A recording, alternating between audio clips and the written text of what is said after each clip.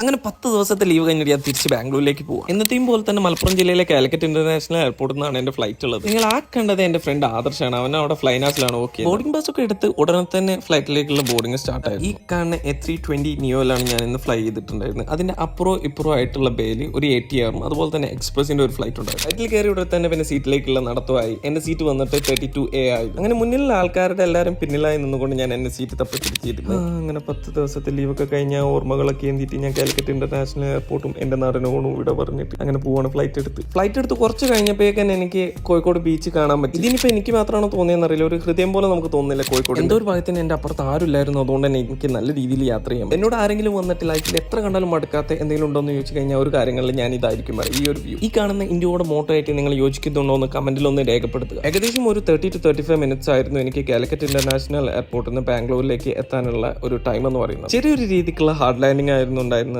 നിങ്ങൾക്ക് ആ ഒരു വീഡിയോ ഷെയ്ക്ക് ചെയ്യുന്നത് കണ്ടാൽ തന്നെ മനസ്സിലാവുന്നു. അങ്ങനെ ചെറിയൊരു ഇടവേളയ്ക്ക് ശേഷം ഞാൻ തിരിച്ച് ബാംഗ്ലൂരിലെത്തി. ബാംഗ്ലൂർ എയർപോർട്ടിലെ T2 റൺവേയിലായിരുന്നു നമ്മൾ ഇറങ്ങിയിട്ടുണ്ടായിരുന്നു. പെട്ടെന്ന് ഡീപ് ലൈനിങ് ഒക്കെ കഴിഞ്ഞ് തിരിച്ച് ടെർമിനലിലേക്ക് എത്തിയപ്പോൾ ഇതാ എൻ്റെ ഉറ്റ സുഹൃത്ത് ദിൽഷാദിനെ കണ്ടു. അതുപോലെ തന്നെ ബെൽ നമ്പർ 3 ബാഗ് വന്നിട്ടുണ്ടായിരുന്നു. അവിടുന്ന് അപ്പാടെ തന്നെ ബാഗ് എടുത്തിട്ട് തിരിച്ച് നടക്കാൻ Till the next video, it's me Badshah signing off and my team.